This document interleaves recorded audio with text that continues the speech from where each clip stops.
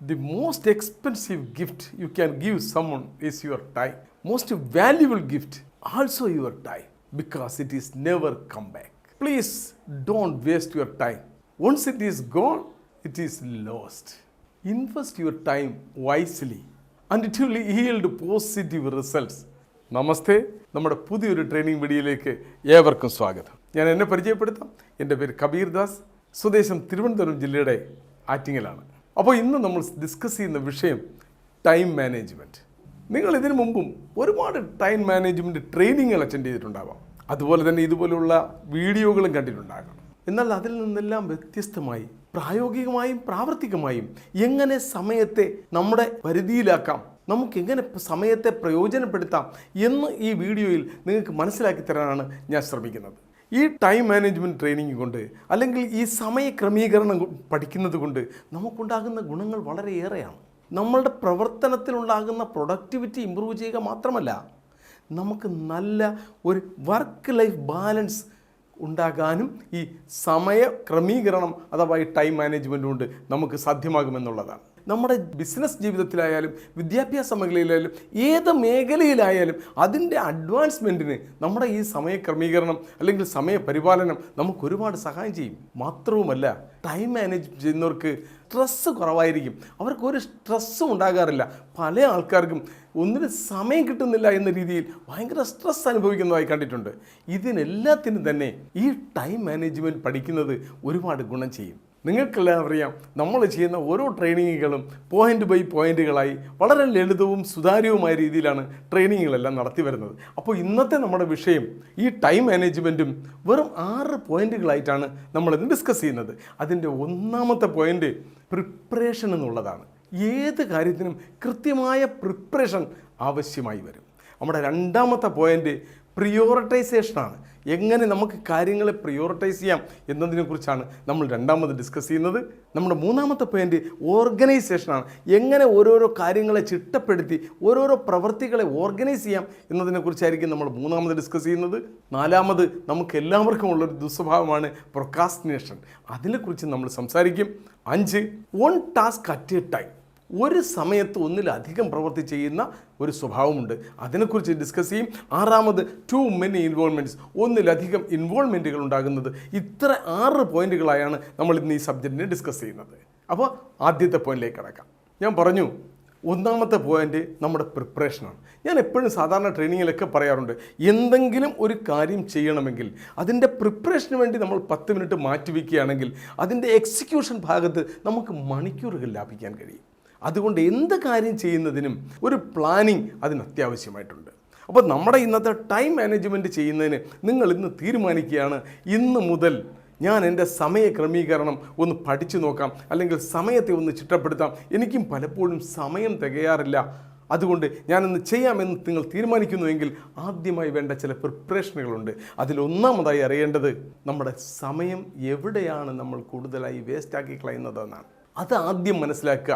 നമ്മൾ ഒരാഴ്ച ശ്രദ്ധിച്ചാൽ മനസ്സിലാകും നമ്മുടെ ഏറ്റവും കൂടുതൽ സമയം നമ്മൾ എവിടെയാണ് അനാവശ്യമായി ഉപയോഗപ്പെട്ടു പോകുന്നത്. അത് സോഷ്യൽ മീഡിയയിലാണോ, അത് അൺവാണ്ടഡ് ആയിട്ടുള്ള ഫോൺ കോൾ, ചില ആൾക്കാരുമായിട്ട് സംസാരിച്ചാൽ 10-30 മിനിറ്റ് ഒരു റിസൾട്ട് ഓറിയൻറ്റഡും അല്ലാത്ത വെറുതെ ടെലിഫോൺ സംസാരത്തിൽ കൂടെ നമ്മളെ സമയം വേസ്റ്റായി പോകുന്നുണ്ടോ? ഒരു സംരംഭകനാണെന്നിരിക്കട്ടെ, നിങ്ങൾ റിസൾട്ട് ഓറിയൻറ്റഡ് അല്ലാത്ത മീറ്റിങ്ങുകൾ ഡെയിലി 3, 4, 5 മീറ്റിങ്ങുകളുണ്ട്, പക്ഷേ റിസൾട്ട് ഓറിയൻറ്റഡ് അല്ല. അതിൽ നിന്നും അത് വെറുതെ മീറ്റിങ്ങിന് വേണ്ടി മീറ്റിങ്ങുകൾ നടത്തി അങ്ങനെയാണോ നിങ്ങളുടെ സമയം?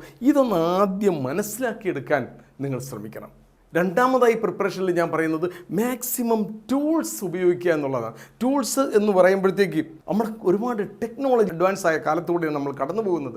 ഇന്ന് നമ്മുടെയൊക്കെ എല്ലാവരുടെയും കയ്യിൽ ഒരു ഫോൺ ഉണ്ടെങ്കിൽ അതിനകത്ത് 100-ലധികം ആപ്പുകളും ആപ്ലിക്കേഷനുകളും അതിനകത്തുണ്ട്. പക്ഷേ നമ്മൾ അതിനകത്ത് വളരെ നമുക്ക് ആവശ്യമുള്ള ആപ്ലിക്കേഷൻസ് നമുക്ക് ഉപയോഗിക്കപ്പെടാൻ നമുക്ക് കഴിയണം. ഒരു ചെറിയ ഉദാഹരണത്തിലൂടെ പറയാം. നമ്മുടെ ഫോണിൽ തന്നെ കലണ്ടറുണ്ട്, നമ്മൾ ഗൂഗിൾ കലണ്ടറുണ്ട്, നമ്മുടെ ഔട്ട്ലുക്ക് കലണ്ടറുണ്ട്. ഇതൊക്കെ ശരിയായ രീതിയിൽ ഉപയോഗിക്കാൻ തുടങ്ങിയാൽ നമുക്ക് സമയത്തെ അതിൽ ചിട്ടപ്പെടുത്താൻ കഴിയും. അതുപോലെ തന്നെ നമ്മുടെ ടാസ്ക് മാനേജ് ചെയ്യുന്ന ഒരുപാട് ആപ്പുകളുണ്ട്.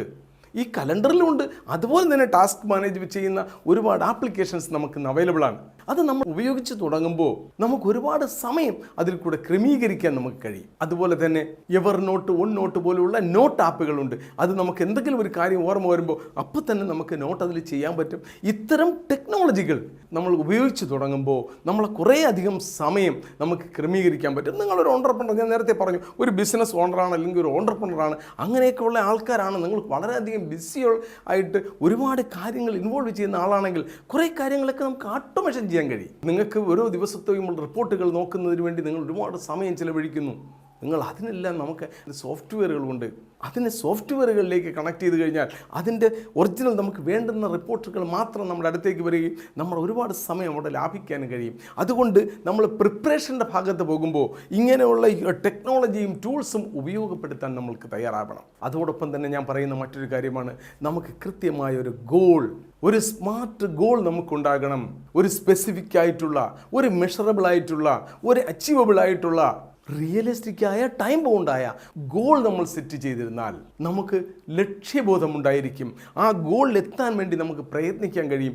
ആ ഗോളുകളെ നമ്മൾ ഓരോ ദിവസത്തെയും ഗോളുകളായി വൈബ്രിഗേറ്റ് ചെയ്ത് വെക്കുകയാണെങ്കിൽ നമുക്ക് ഓരോ ദിവസവും ഗോൾ ഫോർ ദ ഡേ, ഓരോ ദിവസവും ചെയ്യേണ്ട വർക്കുകൾ നമുക്ക് പ്രത്യേകം അറേഞ്ച് ചെയ്യാൻ പറ്റും. കൃത്യമായ ലക്ഷ്യബോധമില്ലാത്തവർക്ക് ഒരിക്കലും സമയപരിപാലനം സാധ്യമാകുന്നതല്ല.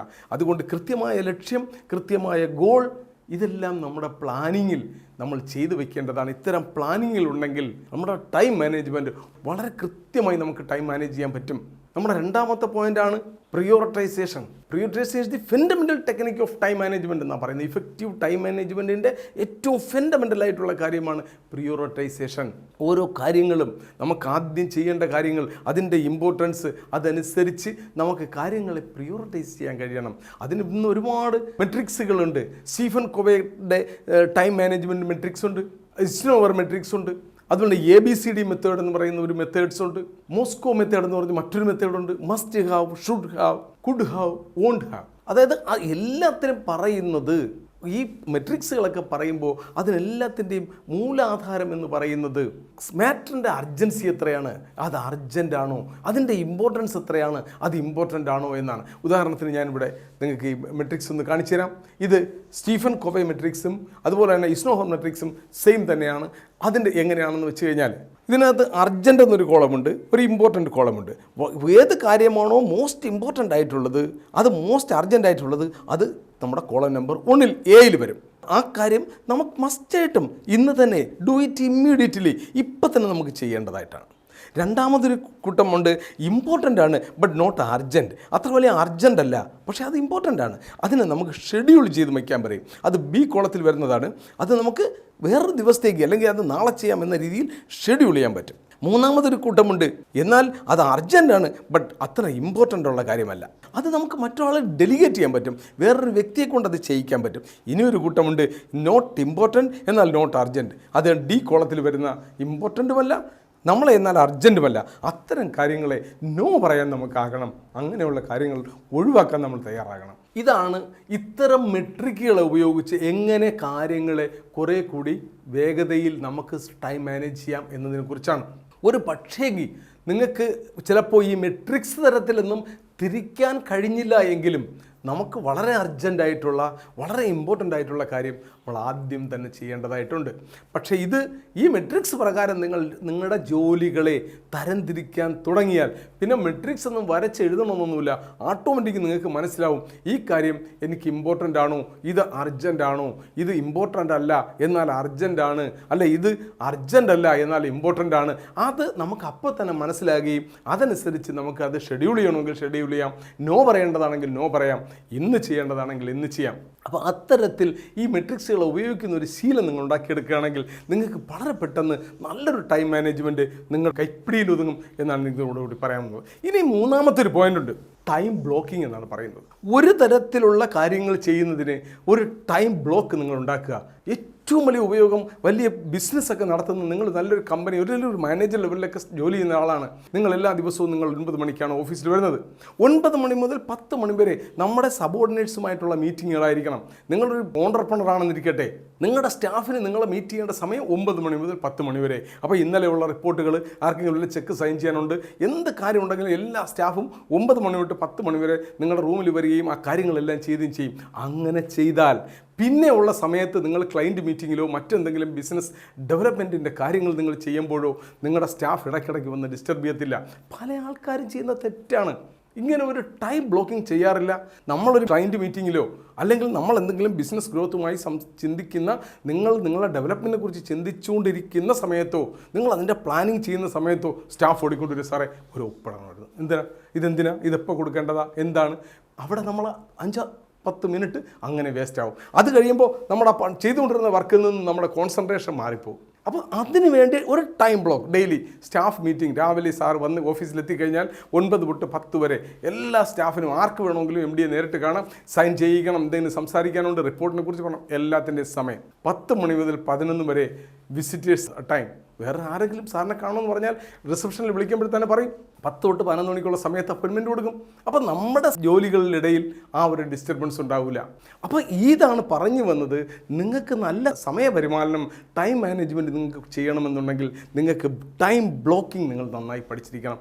ഓരോ കാര്യങ്ങൾക്ക് ഓരോ സമയങ്ങൾക്ക് കൃത്യമായി സമയം അലോട്ട് ചെയ്ത് ബ്ലോക്കാക്കി വെച്ചാൽ നിങ്ങൾക്ക് സമയ പരിപാലനം വളരെ സിമ്പിളായിരിക്കും. അടുത്തതാണ് ടൈം ബാച്ചിങ്. ഒരേ തരത്തിലുള്ള കാര്യങ്ങൾ ഒരു ഗ്രൂപ്പാക്കുക. അതായത് ഒരു സ്ഥലത്ത് നമുക്കൊരു ഉദാഹരണത്തിന് ബാങ്കിലേക്കുള്ള വർക്കാണ്, അതുമായി സംബന്ധിച്ച എല്ലാം ആ നോട്ട് പാഡിൽ എഴുതി വയ്ക്കുക. അന്ന് ബാങ്കിൽ ചെയ്യേണ്ട ഇത്രയും കാര്യങ്ങളുണ്ട്. അല്ലെങ്കിൽ നിങ്ങൾ ഒരു വിസിറ്റുമായി എറണാകുളം നിങ്ങൾക്ക് വിസിറ്റ് ചെയ്യേണ്ടതായിട്ടുണ്ട്, അന്ന് അത് ചെയ്യേണ്ട കാര്യങ്ങൾ. അല്ലെങ്കിൽ ഒരു തരത്തിലുള്ള ജോബുകളെല്ലാം ഒരുമിച്ച് ചെയ്യുന്ന ഒരു രീതിയിലേക്ക് കൊണ്ടുവരുന്ന ഇതിനാണ് ടൈം ബാച്ചിങ് എന്ന് പറയുന്നത്. കുറേ കാര്യങ്ങളെ അങ്ങനെ ബാച്ചാക്കി മാറ്റിയാൽ നിങ്ങൾക്ക് കുറേ കൂടി എളുപ്പത്തിൽ നിങ്ങൾക്ക് സമയത്തെ ക്രമീകരിക്കാൻ കഴിയും എന്നാണ് ഞാൻ പറഞ്ഞു വന്നത്. ഇതെല്ലാം പറയുമ്പോഴും വളരെ ഇമ്പോർട്ടൻ്റ് ആയിട്ടുള്ള കാര്യം ഏതാണോ വളരെ അർജൻറ്റായിട്ടുള്ള വളരെ ഇമ്പോർട്ടൻ്റ് ആയിട്ടുള്ള കാര്യം അതിൻ്റേതായ സീരിയസോടുകൂടി അപ്പം തന്നെ ചെയ്തു തീർക്കാൻ നിങ്ങൾ മനസ്സിലാക്കണം. നിങ്ങൾ കൃത്യമായും ഇതെല്ലാം എഴുതി ചെയ്യുന്ന ഒരു ഹാബിറ്റ് നിങ്ങൾ ഉണ്ടാക്കിയെടുത്താൽ നിങ്ങൾക്ക് വളരെ സിമ്പിളായി സമയത്തെ പരിപാലിക്കാൻ കഴിയും എന്നാണ്. മൂന്നാമത്തെ പോയിൻ്റാണ് ഓർഗനൈസേഷൻ. നമ്മൾക്ക് ഓരോ കാര്യങ്ങളും കൃത്യമായി എങ്ങനെ ഓർഗനൈസ് ചെയ്തു എന്നുള്ളതാണ്. നമ്മൾ ഇരിക്കുന്നിടത്ത് തന്നെ നമ്മൾ എപ്പോഴും ഉപയോഗിക്കുന്ന സാധനം നമ്മുടെ കൈപ്പടിയിലെത്തുന്ന സ്ഥലത്തുണ്ടായിരിക്കണം. പല ഓഫീസുകളിലേക്കും കയറുമ്പോൾ അവിടെ പെൻ സ്റ്റാൻഡ്, അവിടെ റബ്ബർ സ്റ്റാൻഡ്, ഏത് സാധനവും അദ്ദേഹം എപ്പോഴും എടുത്ത് ഉപയോഗിക്കുന്ന സാധനങ്ങൾ തൊട്ടടുത്ത് കയ്യെത്തും ദൂരത്ത് തന്നെ ഓർഗനൈസ് ചെയ്ത് വെക്കുന്നത്. ഞാൻ കുട്ടികൾക്കൊക്കെ ക്ലാസ് എടുക്കുമ്പോൾ പറയാറുണ്ട്, നിങ്ങളിരുന്ന് പഠിക്കുന്നിടത്ത് പെട്ടെന്ന് കറണ്ട് പോയാൽ കണ്ണടച്ചുകൊണ്ട് നിങ്ങൾക്ക് ആ ബുക്ക്, എൻ്റെ ഫിസിക്സിൻ്റെ നോട്ട് കണ്ണടച്ചിട്ട് എടുക്കാൻ കഴിയുന്ന രീതിയിൽ ഓർഗനൈസ് ചെയ്ത് വെക്കുന്നത് നമുക്ക് സമയത്തെ ഒരുപാട് ലാഭിക്കാൻ കഴിയും. നമുക്കറിയാം ഒരുപാട് ആൾക്കാർക്ക് സമയം തികയാതെ പോകുന്നത് സാധനങ്ങൾ തപ്പിയെടുക്കുന്നതിലാണ്. എവിടെയോ വെച്ചു, എവിടെ കണ്ടില്ല ഈ രീതിയിൽ സാധനങ്ങൾ തപ്പുന്നതിൽ ഒരുപാട് സമയം വേസ്റ്റാക്കുന്നവരുണ്ട്.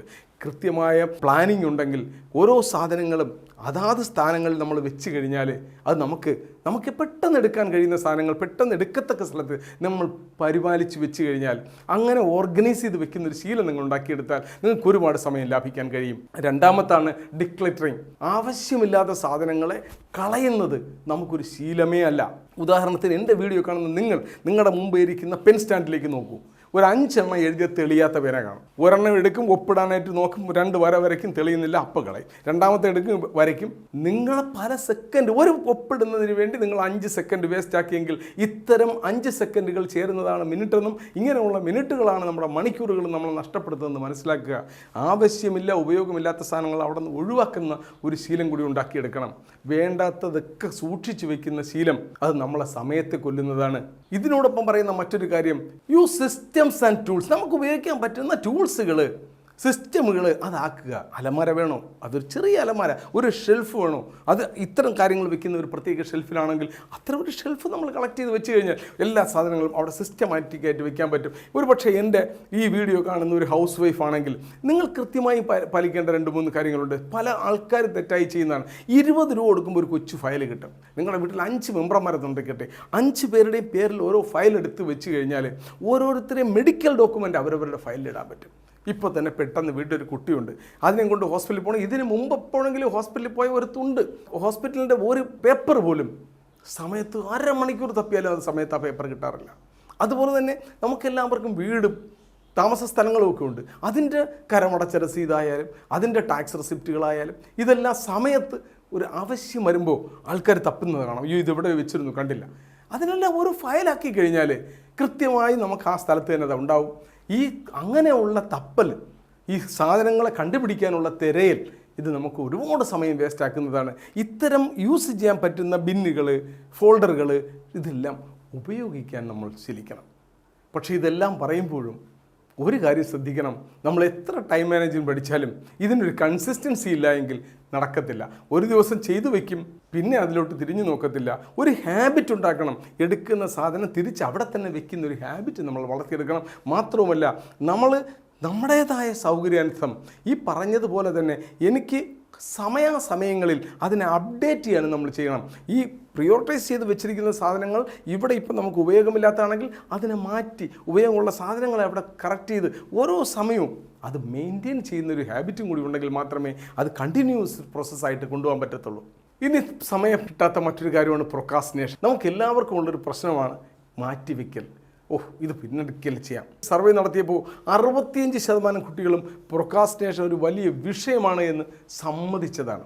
എന്തുകൊണ്ടാണ് അതിൻ്റെ മൂല കാരണം എന്ന് ആദ്യം മനസ്സിലാക്കണം. എന്തുകൊണ്ടാണ് ഞാൻ ഈ കാര്യങ്ങളെ മാറ്റി വെക്കുന്നത് എന്ന് മനസ്സിലാക്കിയാൽ നിങ്ങൾക്ക് മനസ്സിലാകും. ഒന്നാമത് അതിൻ്റെ പെർഫെക്ഷൻ കിട്ടില്ല എന്നുള്ള ഒരു ധാരണ. രണ്ടാമത് ഫിയർ ഓഫ് ഫെയില്യുവർ, പരാജയപ്പെടും എന്ന ഒരു ധാരണ. ഈ 2 ധാരണകളാണ് മെയിനായിട്ട് പ്രൊക്രാസ്റ്റിനേഷനിലേക്ക് നയിക്കുന്നത്. അതിന് കാരണം മനസ്സിലാക്കി കഴിഞ്ഞാൽ രണ്ടാമത് ചെയ്യേണ്ട കാര്യം വലിയ വലിയ ടാസ്കുകളെ നമ്മൾ ചെറിയ ചെറിയ ടാസ്കുകളായി മുറിച്ച് മാറ്റുക, ചെറിയ ചെറിയ ടാസ്കുകളായി ഭാഗിക്കുക. എന്നിട്ട് ചെയ്യാൻ പറ്റുന്ന ഓരോരോ ടാസ്കുകൾ ചെയ്യുക. ഒരു വലിയ ജോലി ചെയ്യാനുണ്ട്, അത് നാളെ ചെയ്യാം, അത് ഇനി അടുത്ത ആഴ്ച ആവട്ടെ. അത് തുടങ്ങിക്കഴിഞ്ഞാൽ ഒരുപാട് സമയമെടുക്കും, അത് ഇന്നൊന്നും തീരത്തില്ല, അതിങ്ങനെ ചെയ്താൽ ശരിയാകത്തില്ല എന്ന് വിചാരിച്ചാണ് നമ്മളിങ്ങനെ മാറ്റി വയ്ക്കുന്നത്. ആ കാര്യത്തെ ചെറിയ ചെറിയ ഭാഗം, ഇന്ന് അതിൻ്റെ തുടക്കം നമുക്ക് ചെയ്തു വയ്ക്കാം, നാളെ അതിൻ്റെ ബാക്കി ചെയ്യാം, മറ്റന്നാൾ ഇത്ര അങ്ങനെ അത് ചെറിയ ചെറിയ ഭാഗങ്ങളാക്കി ചെയ്യാൻ കഴിയുന്നിടത്തോളം ഭാഗങ്ങളാക്കി ചെയ്താൽ ഈ പ്രൊക്രാസ്റ്റിനേഷൻ നമുക്കൊരു പരിധിവരെ ഒഴിവാക്കാം. പിന്നെ എല്ലാ കാര്യത്തിലും പെർഫെക്റ്റ് ആവണം എന്നൊരു ചിന്തയുള്ളവരുണ്ടല്ലോ, അത് കാര്യങ്ങൾ നടക്കാറില്ല. അതൊന്ന് ചെയ്തു നോക്കാം, എത്രത്തോളം പെർഫെക്ഷൻ പിന്നീട് ഉണ്ടായിക്കോളും എന്ന് മനസ്സിലാക്കുക. അതുപോലെ തന്നെ നിങ്ങൾ ചെയ്യേണ്ട ഒരു കാര്യമുണ്ട്. നിങ്ങൾ മാറ്റിവെച്ച കാര്യങ്ങൾ നിങ്ങൾ ചെയ്യുമ്പോൾ നിങ്ങളെ തന്നെ ഒന്ന് അപ്രിഷ്യേറ്റ് ചെയ്യുക. അപ്രിഷ്യേറ്റ് ചെയ്യാൻ വേറെ ഒന്നും വേണ്ട, നമുക്ക് നമ്മളെ തന്നെ ഒരു ഞാനിന്നത് ചെയ്തല്ലോ എന്നൊരു സംതൃപ്തി വേണമെങ്കിൽ ഒരു ചെറിയ ഒരു സ്വീറ്റ്സ് ആകാം, അല്ലെങ്കിൽ ഒരു ഔട്ടിംഗ് ആകാം. സെൽഫ് അപ്രിസിയേഷൻ അത് വളരെ വലുതാണ്. അപ്പോൾ വീണ്ടും കാര്യങ്ങളെ മാറ്റിവെച്ചിരിക്കുന്ന കാര്യങ്ങളെ ചെയ്യാനൊരു പ്രചോദനമാകും എന്നാണ് നമ്മളെ 5ാമത്തെ point. Focus on at a time. പല ആൾക്കാരുടെ ഒരു സ്വഭാവമുണ്ട്, ഒരു സമയത്ത് 2 മൾട്ടി ടാസ്കിങ്. അത് ഒരു കാര്യവും പെർഫെക്ഷനായിട്ട് നടക്കുകയില്ല. ചെയ്തുകൊണ്ടിരിക്കുന്നതിൽ തെറ്റുകൾ വരാനുള്ള സാധ്യത വളരെ കൂടുതലാണ്. നമുക്കെല്ലാവരും ഇന്നത്തെ കാലത്ത് കമ്പ്യൂട്ടർ മൊബൈലും ഒക്കെ ഉപയോഗിക്കുന്നവരാണ്. നിങ്ങൾക്കറിയാം, ഒന്നിലധികം ടാസ്കുകൾ നമ്മൾ കമ്പ്യൂട്ടറിൽ തന്നെ ഓൺ ചെയ്തിട്ടിരുന്നാൽ ചെയ്യുന്ന ടാസ്കിൻ്റെ സ്പീഡ് കുറയാനും അത് ഹാങ് ആകാനും ഒക്കെ ഉള്ള ചാൻസ് ഉണ്ട്. ആ മനുഷ്യനും അതുപോലെയൊക്കെ തന്നെയാണ്. അതുകൊണ്ട് ഒന്നിലധികം മൾട്ടി ടാസ്കിങ്ങിലേക്ക് പോകാതെ ചെയ്യുന്ന കാര്യങ്ങൾ ശ്രദ്ധിച്ച് തന്നെ ചെയ്യാൻ ശ്രമിക്കണം.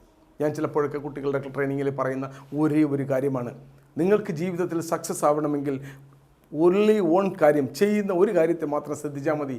അതെന്താണെന്ന് വെച്ചാൽ നിങ്ങൾ എന്ത് ചെയ്യുന്നു അതിൽ മാത്രം ശ്രദ്ധിക്കുന്ന ഒരു ശീലം നിങ്ങൾ ഉണ്ടാക്കിയെടുത്താൽ മതി. കളിക്കുമ്പോൾ കളിക്കുന്നതിൽ ശ്രദ്ധിക്കുക, പഠിക്കുമ്പോൾ പഠിക്കുന്നതിൽ ശ്രദ്ധിക്കുക, കുളിക്കുമ്പോൾ കുളിക്കുന്നതിൽ ശ്രദ്ധിക്കുക, കഴിക്കുമ്പോൾ ചെയ്യുന്നതിൽ ശ്രദ്ധിക്കുക.